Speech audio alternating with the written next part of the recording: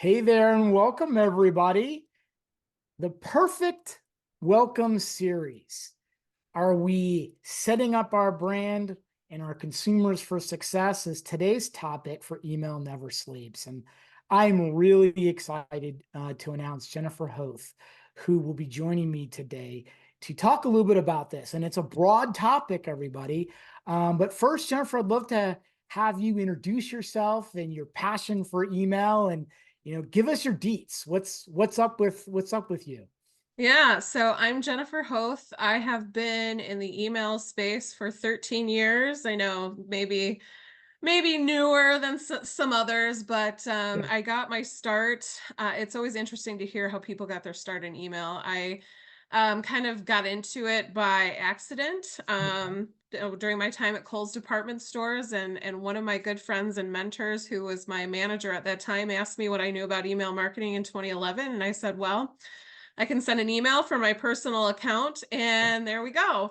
I honestly thought before this I was more of a marketing generalist and had my hands in a lot of different things, and thought, how am I going to feel about a single channel? Am I going to get bored? Because I'm a learner. And no, it's kept me on my toes for the last 13 years. I love being able to have really direct effects on people and marketing, and being able to measure a lot of things. Prior to being in marketing, I was a math major.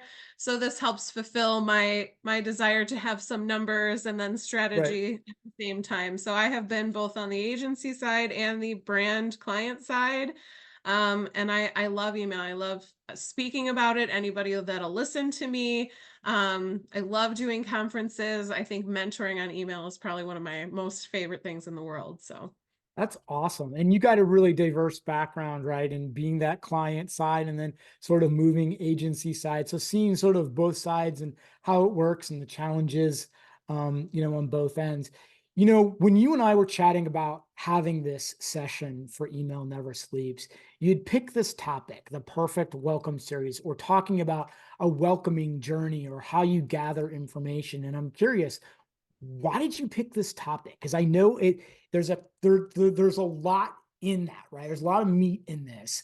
But I'm just curious, like, is this a passion? Like, how do you get how is it that the welcome series is so important to you, or the journey?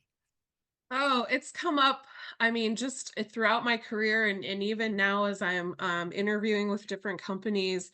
It's the first opportunity that you get from the channel to be able to touch these people. And I've seen examples of great ones, but most recently I've probably had more examples of bad ones, or not even having a welcome series and just getting dumped into a promotional campaign. This is really the time where if someone subscribes for email, they're really interested, and that is a pivotal moment in email where you can collect information. You set yourself up for success or not during this time. It's just so important, and a lot of things rely on this, making sure that you're addressing pain points and different types of things. It's just, Mhm. again, it's really important first step in the email journey, and it should be. If it's not important to you, it really should be.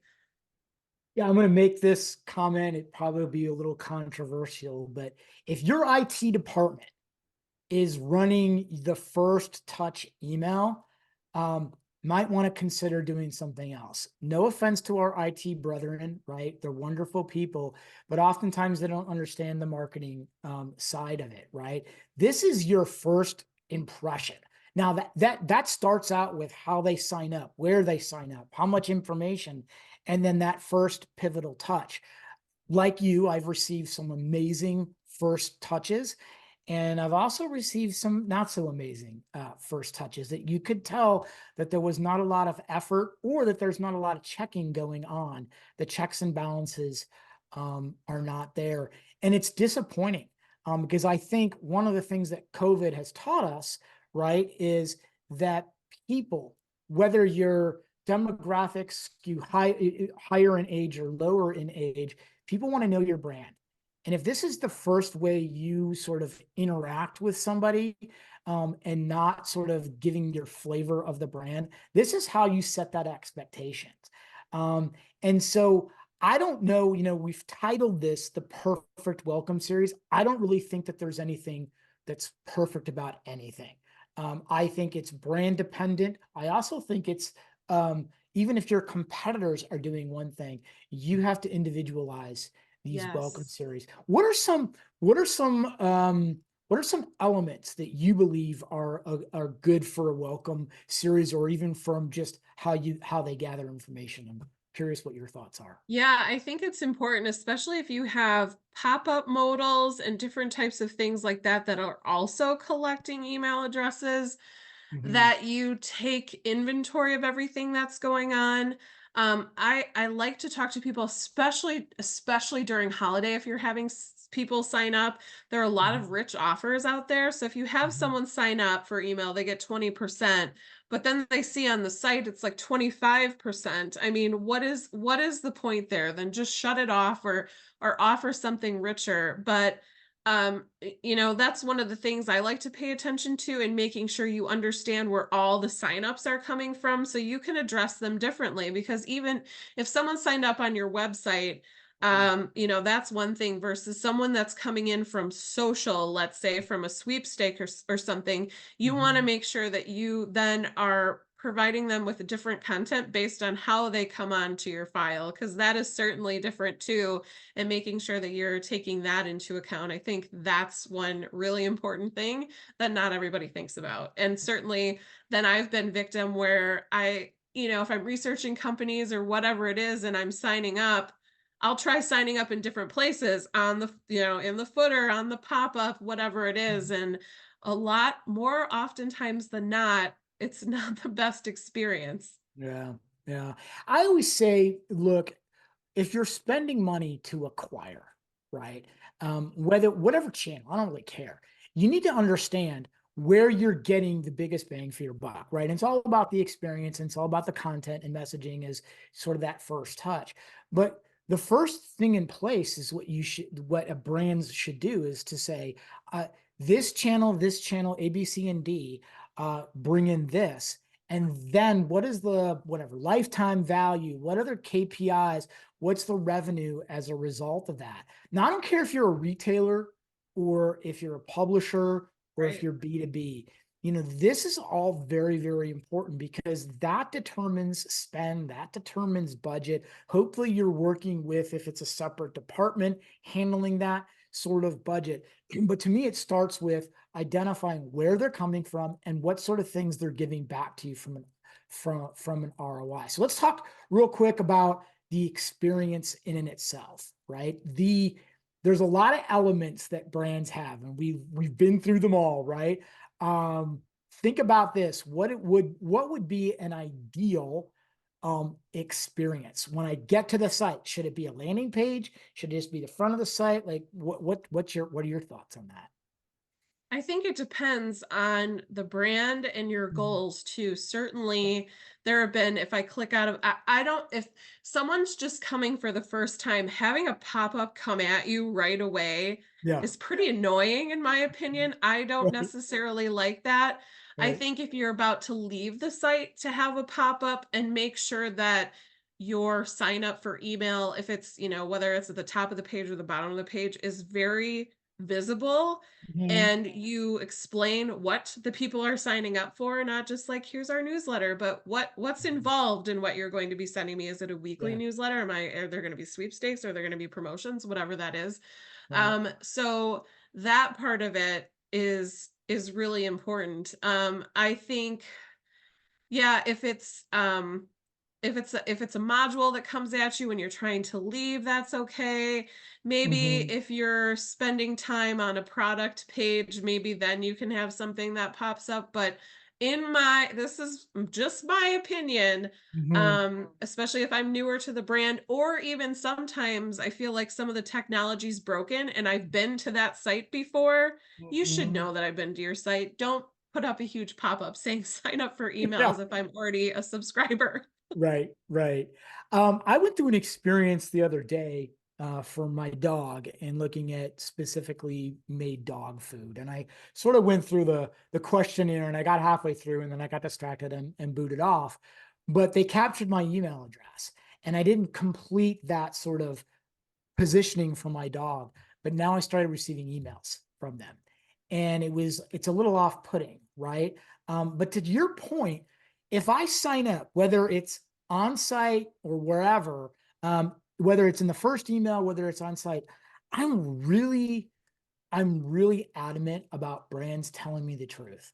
How much am I Yes. going to get? When am I going to get it? And I still, for the life of me, can't figure out why brands are afraid to tell people that they're going to get X number of emails a week and when they should expect them. Because to me, this is all about transparency. Where we talk about corporate transparency and all these different stories that are happening there, the same thing should happen if someone gives me their email address or their digital social security number, whatever you want to call it, tell the Yeah. truth, tell them. And I still don't, I mean, it just inflames me when I just start getting email after email or, the generic, hey, welcome to our program, Andrew, blah, blah, blah, blah, blah. And you're just like, dude, you have such an amazing opportunity to tell me more about you, not just give me my discount or whether I signed up for a publishing or even for a B2B.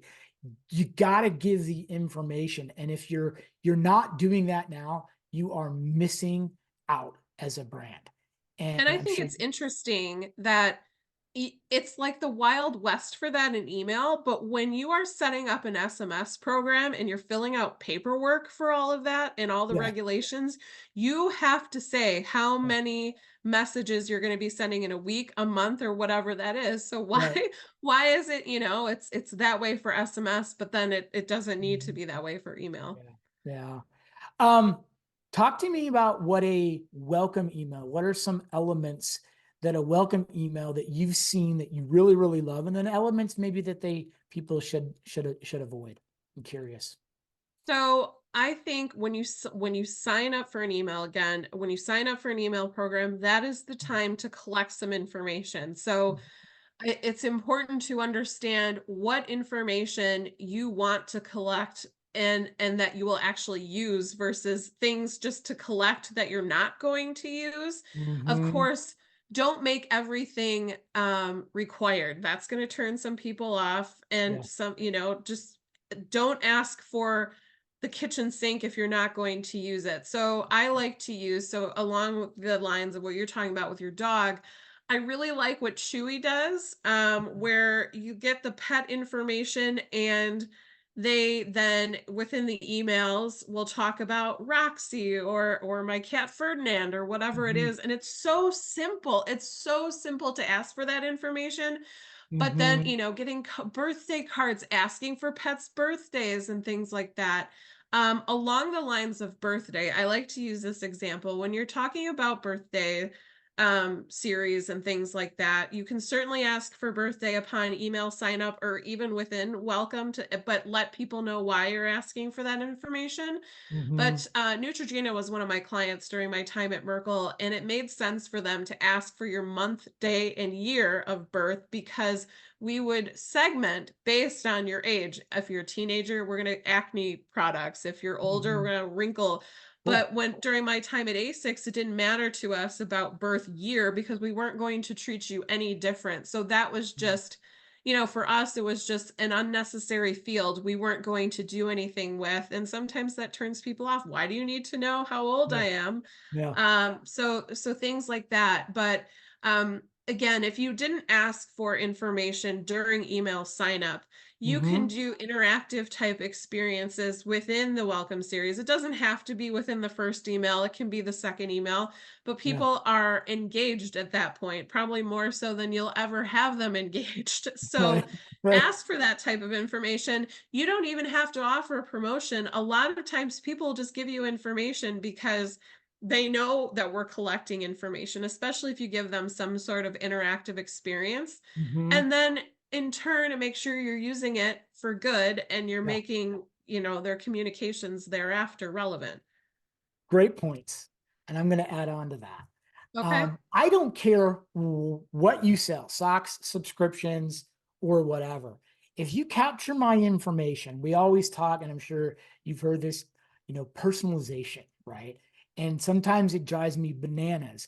But I'm telling you right now, if any brain is listening and you address me in the first email, sense of communication as Dear Andrew Kordak, that's not how humans interact, right? I'm not going Right. to say, nice to meet you, Jennifer Huth, right? I'm Andrew Kordak, right? It doesn't Yes. sound right. And so brands feel is that personalization of using my first and last name.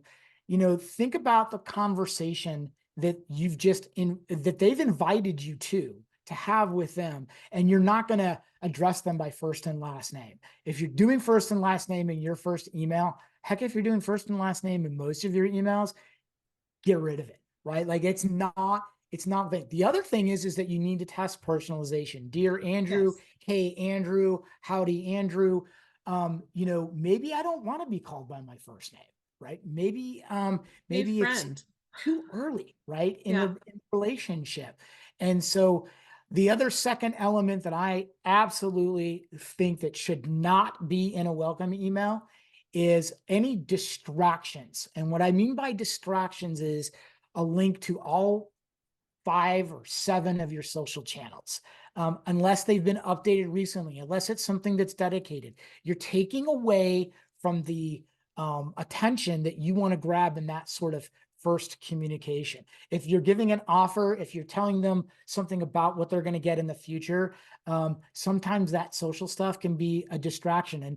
And oftentimes over the last 10 years, maybe longer, right? People will be like, we've got social, put it in the email. And it's just like the checkbox to put in this email. And I'm like, whoa, whoa, whoa, whoa, test it. Make sure to see, are people clicking on that? And if they are clicking on that, is your social channels updated? And so that's 2 elements that I talk about a lot with clients and have talked about, in the past. And there's lots of elements, right? I mean, you need to sort of break down, everything. And, let's just be very clear with everybody listening. There's no perfect welcome series. There's no perfect way to sign up. There's no perfect amount of information to gather. You can gather too much. You can gather too little. Imagine that you've got 20 customers in front of you as you do this, and they are giving you feedback all the time on what you sign up. So I want I to pose do this. have a question though Yeah, about the yeah, social aspect. yeah. How do you feel about having an email within the welcome series that's dedicated to all the socials, like connect with us in all these ways? Love it, but give me the reasons to why to connect with you, right? I Yes. just don't want to follow you on X or go to Facebook and follow you or YouTube. I have to be given a reason, not just follow us or share with us or do whatever. Give me a really damn good reason why I should go and invest my time to follow you, because it may not be of any value. And I'm telling you, right, guys, right now, from every brand that's out there, if you haven't updated your social recently, do not promote it. Right? I've gone and clicked on Yes. links, and it's been 6 months since they've updated this channel, or whatever, or they don't. It's just creepy. It's weird, right? Like, don't invite me to the party if no one's there. Okay, so I want to pose a scenario. We're going to wrap up here a little bit, Jennifer. You have 500 marketers in front of you, all with various degrees of experience, and in different places in their email program. If you had to give 1 or 2 takeaways that at least everybody should kind of go back right now and do or change or look at, what would you tell them? Have a welcome series. Even if it's just a welcome email, Yeah. have something. Okay. In terms of data collection, again, you don't have to offer promotion. Start Mhm. somewhere. Testing, like you said. Yeah. It's important to test your audience. It's great Mhm. to look at what other people are doing, but Right. only you know your audience. So be true to your brand, just like your brand voice. So, if it's like, if you don't normally call people by their first names, hey friend, make sure that it's on brand. You can Right. test that. Right. But people are paying attention to how authentic you are. And if you're coming off, and this is where when you get into personalization and AI, some of those things can get lost. It's important to stay true to yourself. And I mean, the biggest thing that I can say, because I have been part of teams that were hundreds of people, and I Yeah. have been a team of one, just start somewhere. Don't Yeah. put things off. Pay Yeah. attention to your audience. Yeah. and continually test. Great takeaways. I have two takeaways. First thing is I don't care if you've been in your role managing an email program for 6 days, 6 months, or 6 years. Find out what is happening from the journey. Go through the experience. Get somebody, a friend, a grandma, an aunt, or whatever, and just watch them kind of go through to sign up. And then what's the experience? What's the journey like in the first couple of days? Audit your program if you have a welcome series or you have a data collection series, and how is that working? I will guarantee, and I know I'm guilty of it. I'm pretty sure you're guilty of it too. Sometimes stuff breaks, right? Like it just Yes. doesn't go like what you thought it would go. And you need to figure that out, because this is the time to set the record straight, as well as the introduction to your brand. And the second thing I would say is be a human in these emails Thank to you. you. Don't Yes. feel like you're clinical and just have the standard welcome series to checkbox. That's part of it, because I got other stuff I got to do in this program. This is the single most important, whether it's a welcome series of 1 or 20, right? Emails.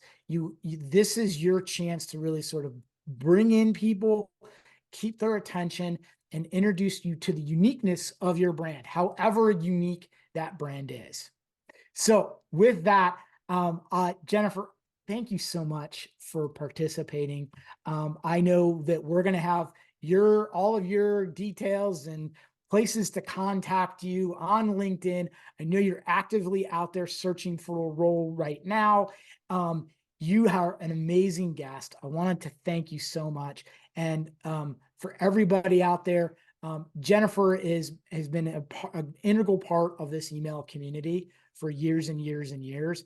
You want to put a plug in for Women of Email, because every one of my employees or every one of my colleagues has been a part of Women of Email, and I think it's amazing. I know you've been a part of it for Oh, years. I've been a part of it since it pretty much started in Awesome. 2016. And yeah, I'll tell you, without sounding, I mean, this is going to make me sound really sappy and corny, but it really changed my life in terms of my email career. I had no idea that there were so many women in the field and just Mhm. being supportive. And Mhm. I love doing this type of thing. And thank you, Yeah. Andrew, for having me. I love doing public speaking and things like that. And it really wasn't until I joined, and actually our good friend Jean Jennings asked me to do a Yeah. presentation with her back in 2017. It was my Cool. first time, but it's a really great group. Yes, it's Women of Email, but everybody's very supportive. It doesn't matter whether you're a Mhm. strategist or you're a designer, copywriter, anybody Mhm. can join. Yeah. And That's on whether you're Facebook. on That's on Yes, it's Facebook, on right? Okay. Facebook. Okay. Also, if you go to womenofemail.com, I believe, then you officially sign up, but it's a Facebook group, and Awesome. that's where we interact with one another. And maybe one of these days, now that COVID's a little bit more behind us, we used to do meetups in like Oh, cool. some major cities and even at some conferences. So hopefully we can get that going back again too. Awesome. So everybody, thank you so much for continuously supporting Email Never Sleeps. Thank you, Jennifer, again, and we'll see you Thank on the you. other side of email, everybody. Thank you. Yeah.